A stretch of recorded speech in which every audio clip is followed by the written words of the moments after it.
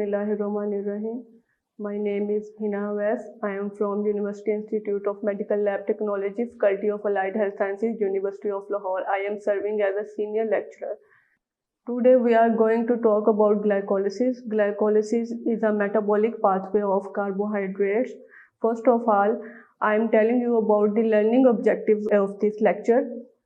Now in this lecture, guys, we can see how the energy is formed and how it can be utilized in a metabolic pathway. Now, according to this lecture, we come to first know about the metabolism. Metabolism, actually, it is a sum of the catabolic pathway and anabolic pathway in which the large molecules split into the small molecules and form energy. And in anabolic pathways, small molecules combine and form the large molecules and utilize the energy. Now, first of all, here we can to understand what is glucose.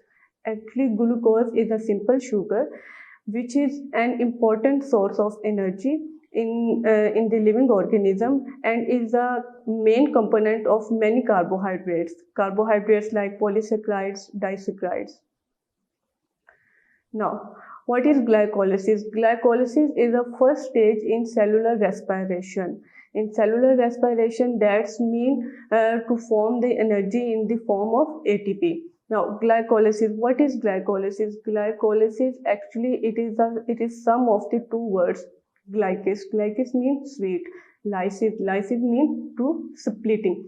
Now, if we talk about the metabolic pathway of glycolysis, now the reactions of the glycolysis are take place in the cytoplasm of the cell, means cytosol of the cell, in which in the glycolysis actually the 6 carbon sugars split into 2-3 carbon molecule, which is called pyruvate. Now, how many phases can exist in a glycolytic pathway? There are mainly 2 phases of the glycolysis. One is the energy investment phase. In energy investment phase, we can also call it the preparatory phase. In preparatory phase, ATP can be utilized, but in payoff phase of the glycolysis, we can generate the 8 moles of ATP. 4 moles of ATP are produced direct, and 4 moles of ATP can be produced from the indirect source, which is called NADH. First of all, I want to explain the preparatory phase of the glycolysis.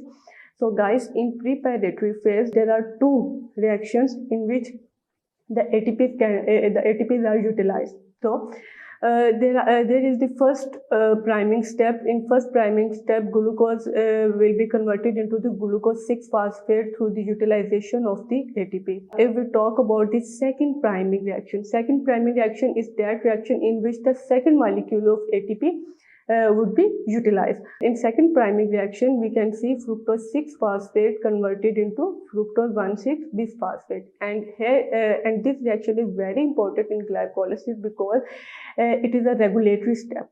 The enzyme which can be utilized in this reaction, this is called phosphofructokinase 1.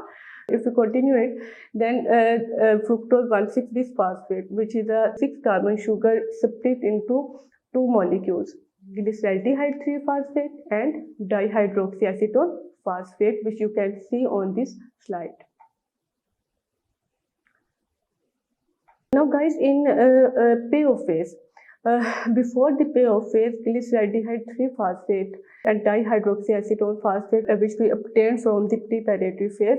Actually, dihydroxyacetone phosphate has no direct route for the utilization. So, dihydroxyacetone phosphate can be converted into glyceraldehyde 3-phosphate, and so here we can see in payoff phase 2 molecules of glyceraldehyde 3-phosphate is entered.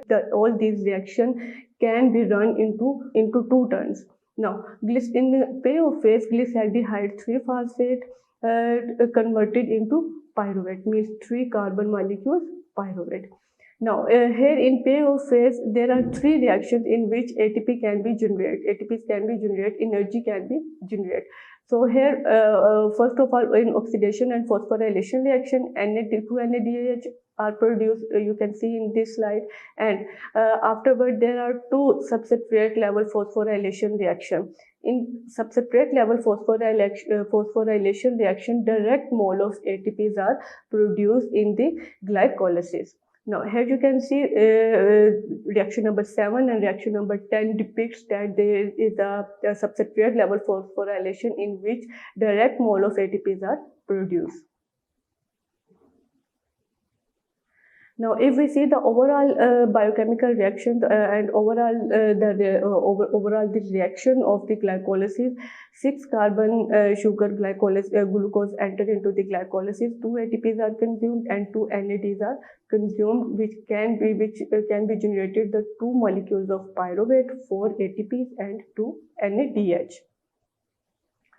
Now, if we see net mole of ATPs which would be generated in a glycolytic pathway, so here we can see ATP produced direct 4 moles. 1 NADH in cytosol is equal to 2 moles of ATPs. Now, in last slide we can see that we are generating in a glycolytic pathway 2 NADH are generated. So we can say 2 NADH is equal to 4 moles of ATP. Now, in preparative phase, 2 moles of ATPs are consumed. So if we see the net reaction of the ATPs, net ATPs, 8 minus 2 is equal to 6 moles of ATPs are generated in the glycolytic pathway. Now, glucose converted into the 2-pyruvate. Now, what is the fate of pyruvate? Pyruvate would be utilized in 3 reactions in 3 ways. Number 1 is the acidic fermentation, number 2 is the alcoholic fermentation, and number 3 is the aerobic condition. In aerobic condition, pyruvate converts into the acetyl-CoA, and acetyl-CoA enter into the TCA cycle, tricarboxylic acid cycle. And in anaerobic condition, pyruvate would be utilized into the acidic fermentation and alcoholic fermentation.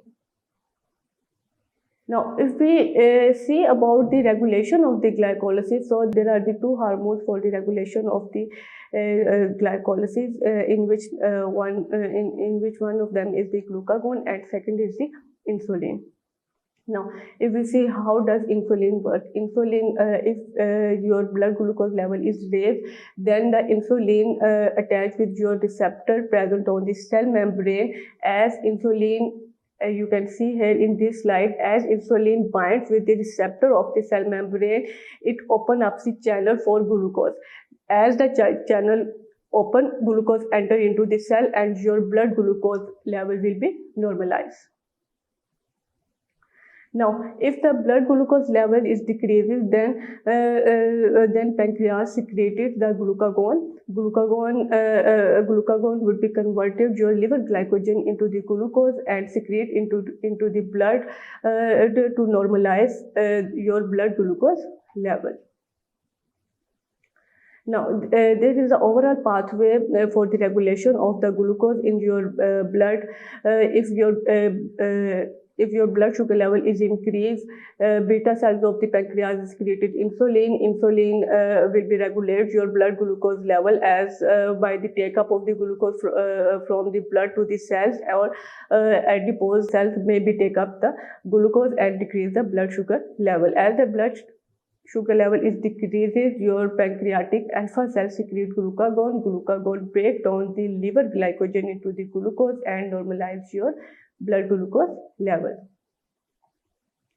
Now, there are the 2 pathways for the regulation of the glycolysis. Number 1 is the allostatic regulation and number 2 is the hormonal regulation. Here you can see in this slide, in allostatic regulation, actually allostatic regulation is that regulation in which an effector binds with the enzyme other than the active site and regulates the whole of the pathway.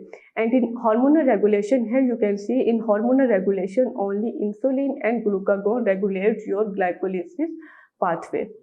These are the recommended books from where you got the more information about the glycolysis. Thank you so much.